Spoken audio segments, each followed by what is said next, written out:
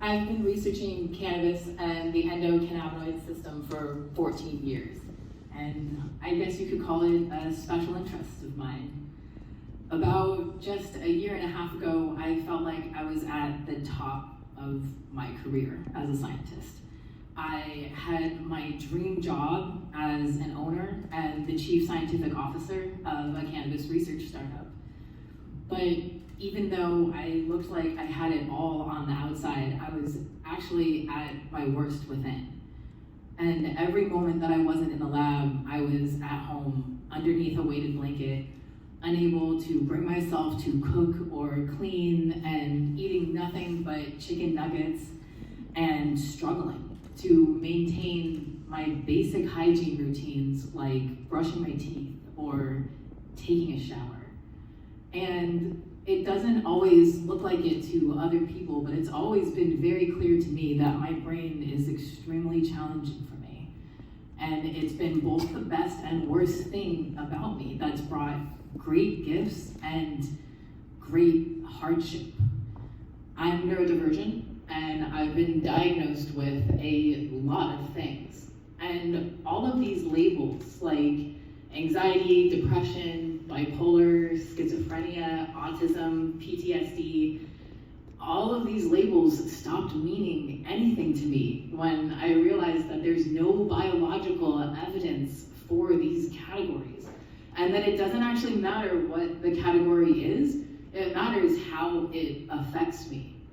And the pressure and the responsibility of being a lead scientist in a rapidly evolving industry was pushing me to a breaking point, especially when I found myself in professional conflict with other people in the industry. Because my research projects have never just been research projects to me.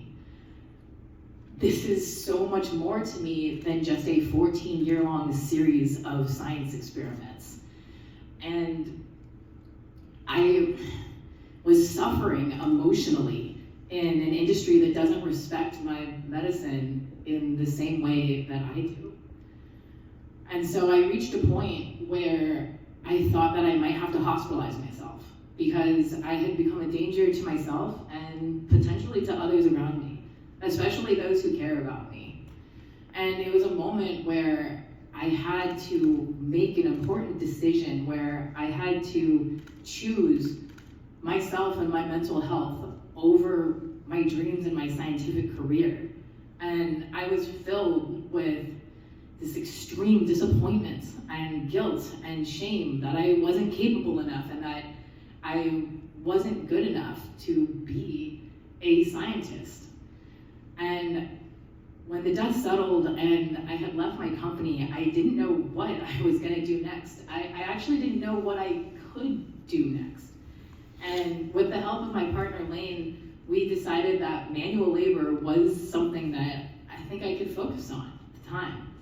And later that week, we were at dinner with friends, and I was asking people about if there were any jobs in the upcoming winter shoveling snow. And a couple of my friends run a family farm across the street from me, and without missing a beat, they said, we always need hands on the farm. Do you want to learn how to make pickles and grow things? And I said, yes, sign me up. Are we going to grow cannabis? So a few days later, it was the first real crisp, cold day out that year. And my first job ever on the farm was to plant an entire field of garlic. And as I was pushing each of the cloves into the ground, past like a really thin frozen layer of the ground and just into the earth, I could feel my tears just pouring down my cheeks and into the ground with it, and I felt like I was burying all of my scientific hopes and dreams with it. It felt like it was the end of me being a scientist. But what I didn't know is that you plant garlic here in the late fall, early winter, because it takes all winter for the garlic to absorb energy and prepare to gather itself and gather nutrients so that it can sprout again in the spring. And it's one of the first and earliest things always to sprout. It's actually sprouting right now. And as the garlic that I planted that year gathered energy and prepared itself for new growth in the spring, so did I. And we made thousands and thousands of pounds of pickles every single week. I spent most of my time outside, just covered in soil and physically exhausted from hauling things around the greenhouse and the nursery. I don't know why everything on a farm weighs about 50 pounds, but that seems to be how it works out. And I even learned how to drive the tractor, and that was a life goal of mine that I never even knew was more important than getting my PhD. So, the sheer joy of all of that work alone transformed me, but the real healing force of my story was the community. Because the farm is an island of misfit toys, and I worked with some of the most passionate and creative minds in local urban agriculture and natural medicines. And we spent hours and hours while we were working, talking about changes that we wanted to make in the system, and talking about a future that we could envision, that we could be a part of. And those conversations reconnected me with what was important to me about the research that I had been doing and what was important to me as a scientist that I wanted to bring back to the community.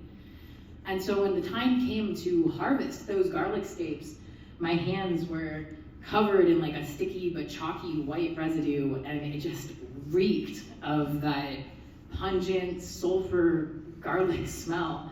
And I looked up at the cannabis plants that were planted right above the field of garlic, and I was reminded of a recent scientific publication where we have recently discovered new molecules in cannabis that are almost identical to the molecules in garlic that give garlic its medicinal properties.